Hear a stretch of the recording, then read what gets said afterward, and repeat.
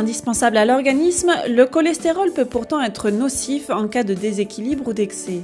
On estime qu'un tiers des adultes français ont un taux de mauvais cholestérol jugé excessif. Mais alors, bon ou mauvais, quelle est la différence ? Le cholestérol, c'est une graisse qui circule dans le sang, qui circule en fait sous forme de transporteurs. Il y a des transporteurs qui vont du foie vers le reste de l'organisme, qu'on appelle le mauvais cholestérol ou LDL cholestérol, parce que lorsqu'il est en excès, il encrasse les artères. Et puis il y a un système de retour qu'on appelle le bon cholestérol, où le cholestérol est récupéré de l'ensemble de l'organisme, donc des artères entre autres, et retourne vers le foie. Donc le cholestérol n'est pas une molécule qui circule toute seule dans le sang, mais il y a un système de transport et un équilibre, un espèce de va-et-vient entre le foie et le reste de l'organe. Avec le tabac et l'hypertension, l'hypercholestérolémie est un des grands pourvoyeurs de maladies cardiovasculaires, infarctus du myocarde et accidents vasculaires cérébraux en tête.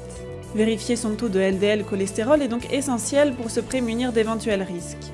Le niveau de cholestérol, on ne peut l'interpréter qu'en fonction de l'âge, du sexe, des antécédents familiaux, de la pression artérielle, de l'existence ou pas de tabac.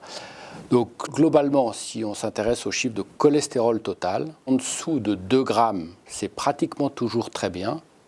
Au-dessus de 3 grammes, c'est pratiquement toujours un problème.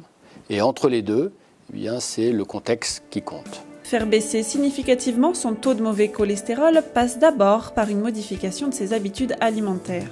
Tout ce qui est graisse animale a tendance à augmenter le cholestérol alimentaire, avec une exception, c'est le poisson. Donc les graisses du beurre, du fromage, des charcuteries, des viandes grasses sont à limiter. De l'autre côté, les graisses qui sont d'origine végétale sont plutôt favorables pour le cholestérol, elles font baisser le cholestérol.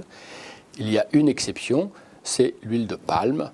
Au-delà des graisses, on sait que l'alimentation riche en fruits et légumes a un effet préventif sur les maladies cardiovasculaires et aussi a un effet bénéfique tout à fait bien démontré sur le taux de cholestérol. Certaines personnes doivent en plus avoir recours à un traitement médicamenteux par statine. En résumé, le cholestérol LDL ou mauvais cholestérol est responsable de l'encrassement artériel. L'hypercholestérolémie compte parmi les premières causes de maladies cardiovasculaires.